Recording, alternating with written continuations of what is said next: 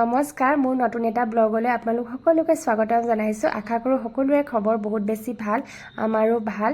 কেইদিনমান আগত গা বহুত বেয়া হৈ আছিলে, সেইকাৰণে মানে লং ভিডিঅ' দিব পৰা নাছিলোঁ। এনেই শ্বৰ্টছ আপলোড কৰি আছোঁ বাৰু। জ্বৰ হৈ পেলাই মানে অৱস্থা বেয়া হৈ গৈছিলে চবৰে। এতিয়া ৰাতিপুৱা প্ৰায় 8:30 মান বাজিছে।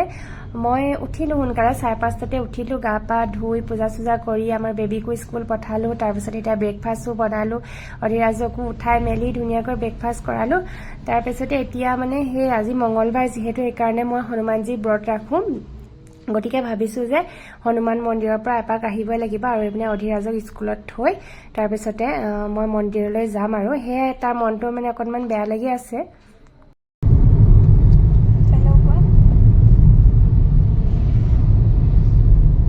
মই স্কুল আহিছোঁ কৈ দিয়া, এই গুড বাই হয় নাই কোৱা? সেইটো কি বেলুন ফুলাইছা?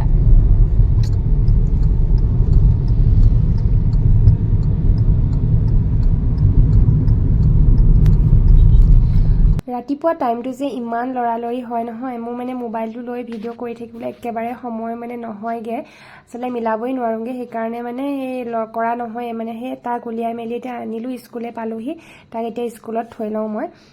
এইফালে সি মানে গৈছে আৰু স্কুললৈ। আজি কিন্তু কন্দা নাই দেই, নহ'লে কান্দে মানে। আজি কিন্তু সি কন্দা নাই, মোক কৈছে মামা ব'লা ভিডিঅ' কৰিবা। স্কুল যাওঁগৈ দিয়া, স্কুল যাম কোৱা, স্কুল যাম।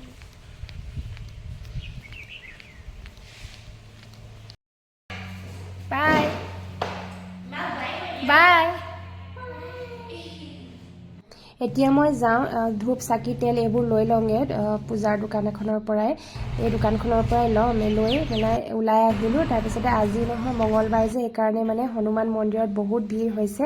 এইফালে চাওকচোন, মই পৰিৱেশটো দেখুৱাই দিছোঁ।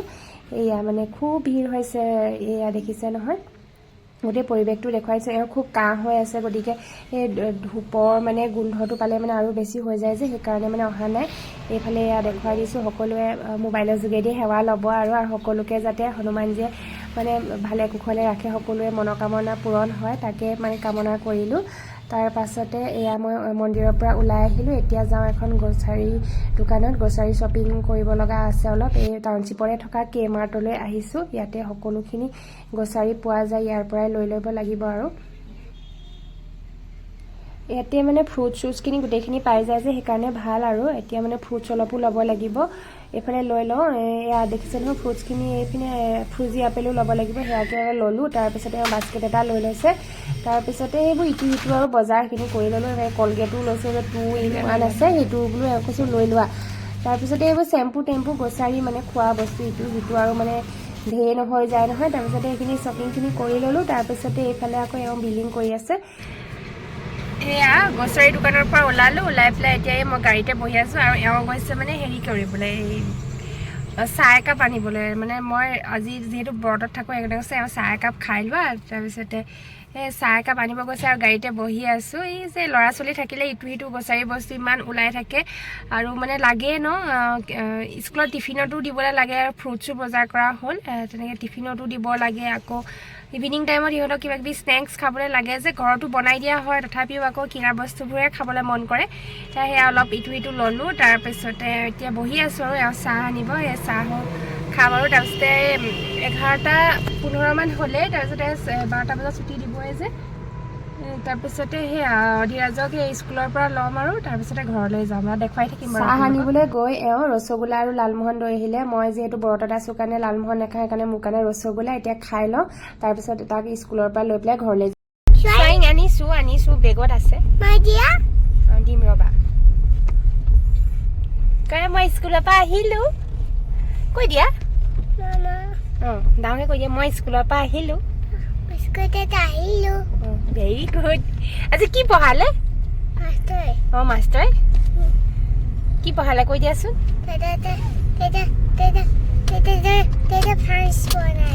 ফ্ৰেণ্ডছ বনালে।